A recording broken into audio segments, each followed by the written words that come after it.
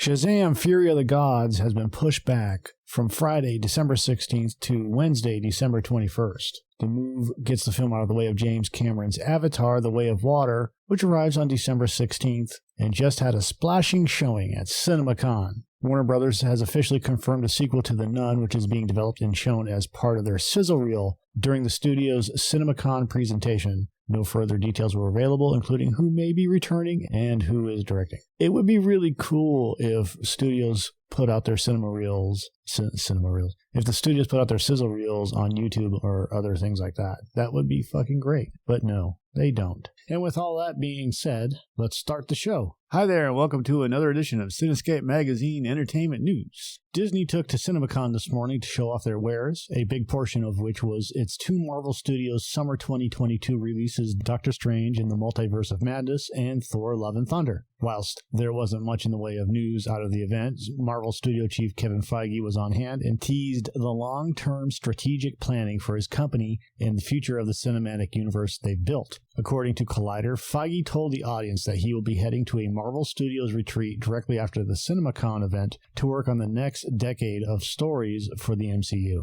The discussion comes as the MCU is opening up its multiverse phase first with Loki, then Spider-Man No Way Home, and now the new Doctor Strange. The company's fourth phase, taking us into the end of next year, looks pretty set. It's what lies beyond that things become more nebulous and what is likely to be mapped out more clearly at this retreat. The comments come as early ticket sales for Doctor Strange in the Multiverse of Madness have reportedly already clocked up $42 million in revenue. On the heels of that, after 7 seasons of being one of the most experimental and rule-breaking genre shows on network television, the CW has canceled DC's Legends of Tomorrow. The series first premiered in January 2016 to fairly tepid reviews that liked some of the cast but weren't a fan of its generic tone. As a result, it retooled itself after that initial run and embraced the crazy, turning into an ambitious, genre-defining, silly madhouse of hijinks limited by budget but never imagination, and never afraid to reinvent itself on a regular basis. Things reached an arguable peak with the third season finale in which a demon fought a spiritual melding of several characters into the form of a gigantic blue fluffy toy named Bebo. This was followed by an acclaimed fourth season with everything from multiple LGBT relationships, including a bisexual John Constantine portrayed with sincerity and respect, to a killer unicorn goring people at Woodstock. The show also saw numerous casts pass through its doors with the likes of Brandon Routh, Katie Lotz, Jess McCallan, Wentworth Miller, Matt Ryan, Victor Garber, Adam Scheckman. Kido Shimizu confirmed the news on Twitter Friday evening, writing in a statement, "It's been an incredible run. However, the CW let us know that there will be no Season 8 of Legends of Tomorrow. We are heartbroken but also immensely grateful for the amazing work our cast, crew, and writers have contributed to the little show that could. Thank you to our fans. Your love and passion for our strange band of misfits has made every break, every script, every daily, every cut, and every mix worth all the hard work. We see you, we love you, and you will always have a place on the Wave Rider." On the bad side of Marvel news, John Watts, the guy that directed No Way Home, is exiting as director of Marvel Studios' Fantastic Four. Watts was expected to make Fantastic Four his next film, but reportedly needs a break from the superhero realm. The recent Spider-Man No Way Home grossed $1.89 billion to become the 6th highest grossing film of all time and helping prove cinema as still viable. Marvel Studios president Kevin Feige said in a statement, "We understand and we are supportive of his reasons for stepping away. We are optimistic that we will have the opportunity to work together at some point down the road." Watts remains linked to an Apple Studio film that plans to have George Clooney and Brad Pitt starring as rival fixers who find themselves simultaneously hired for the same job. That should be fun. The sequel to the best-selling and well-received Star Wars Jedi Fallen Order, a rare modern single-player game title from EA, is reportedly set to be released for next-gen systems only and PC, for those that are worried. Jeff Grubb, a reporter from VentureBeat, made the claim as part of his Grubsnacks podcast on Giant Bombs, saying the game will only be for PS5, Xbox Series XS, and PC, not for prior generations. PS4, Xbox One, etc. He says one of the reasons that they're going to be able to do that is because it's not coming out until 2023. This game is for sure now not coming out until 2023. He also says the Fallen Order name will be dropped for the sequel, and we could get an update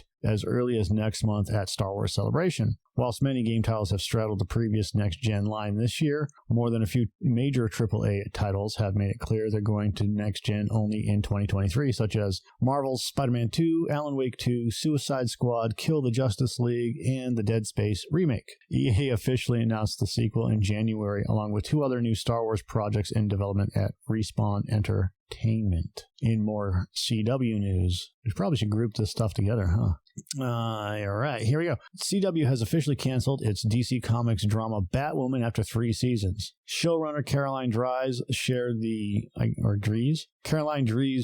news on social media today, saying, "Just got the sad news that Batwoman will not be seeing season 4. I am bummed, but full of gratitude. What an honor to make 51 episodes." The axing comes as the once dominant Arrowverse on the network appears to be coming to an endpoint, with Arrow ending in 2020, Supergirl and Black Lightning ending in 2021, and now Batwoman.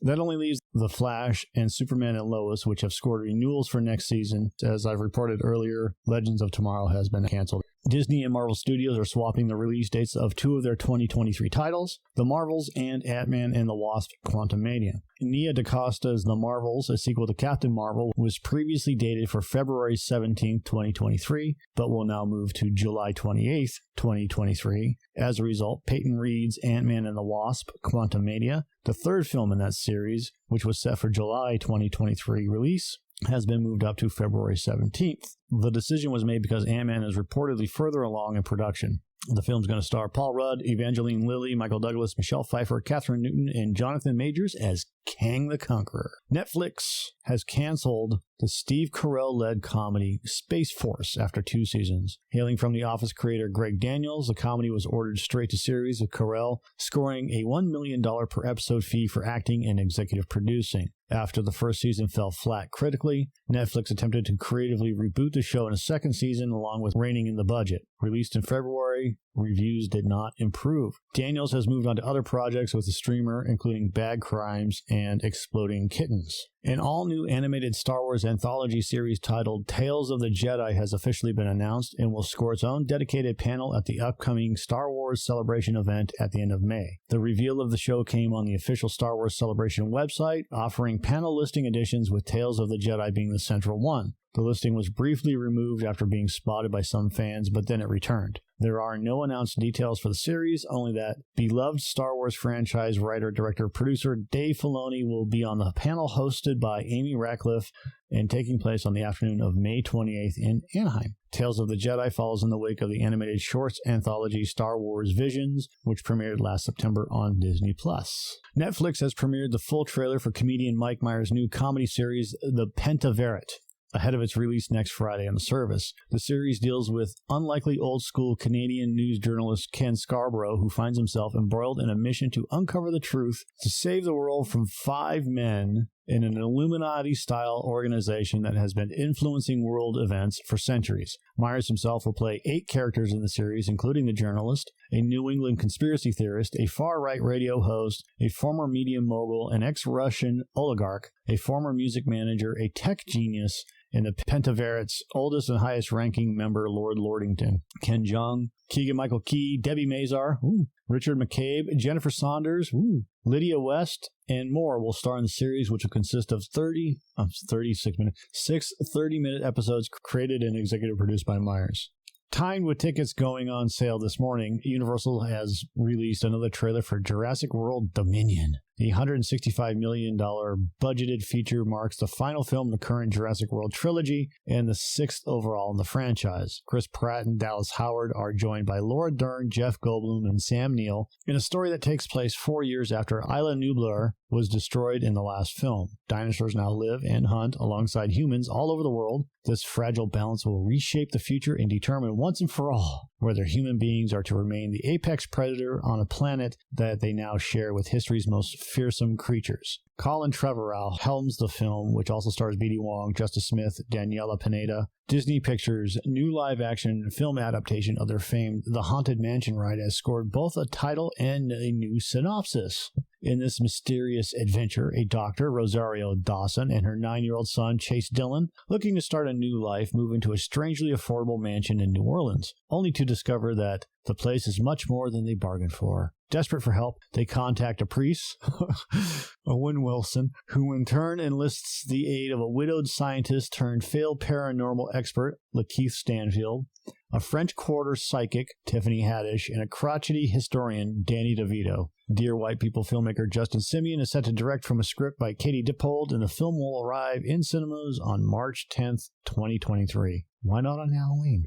Come on, man. HBO Max has handed out an official straight-to-series order for Noonans, a spin-off of its acclaimed animated Harley Quinn series. The 10-episode adult animated comedy revolves around lovable loser Kite-Man and his new squeeze Golden Glider as they moonlight as criminals to support their foolish purchase of Gotham City's seediest dive bar. It's a place where everybody knows your name, but not necessarily your secret identity. Matt Oberg will lead the voice cast as Kite-Man. Dean Lorry, Kaylee Cuoco, Sam Register, Justin Halpern, and Patrick Schumacher will executive produce. Lorry will serve as showrunner. The series pickup arrives ahead of the third season of Harley Quinn, returning in the summer. As part of its CinemaCon presentation this morning, Disney Studios has confirmed Avatar: The Way of Water as the title of the first of James Cameron's 4 planned Avatar sequels. They also confirmed the teaser trailer for the film will premiere in cinemas with Marvel Studios' Doctor Strange in the Multiverse of Madness next week. The following week, the teaser will be released online officially. In addition, Cameron's original Avatar is set to be re-released in theaters on September 23rd with remastered picture and sound. Producer John Lando was on hand, saying each of the planned 4 sequels will play out as a standalone story and feature its own conclusion, allowing for an emotional resolution to every film. The journey across all the films will create a larger connected saga. Cameron wasn't on hand, but did appear in a video saying every shot of the new films were designed for the biggest screen and highest resolution. We wanted to push the limits of what theaters can do.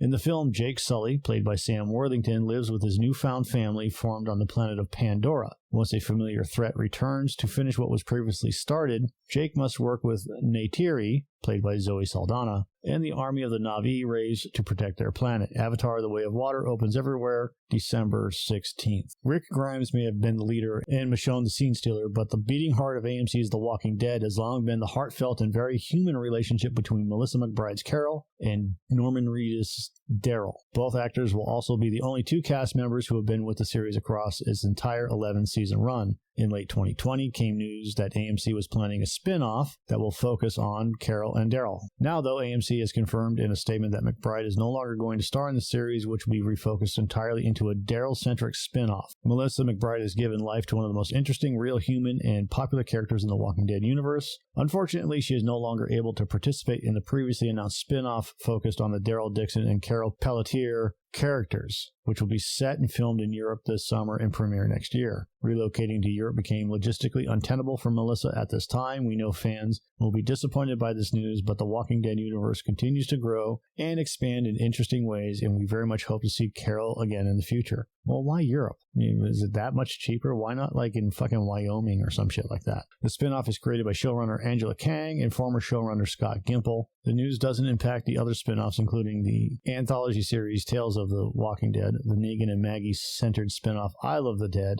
and the long-gestating movie spinoff starring Andrew Lincoln.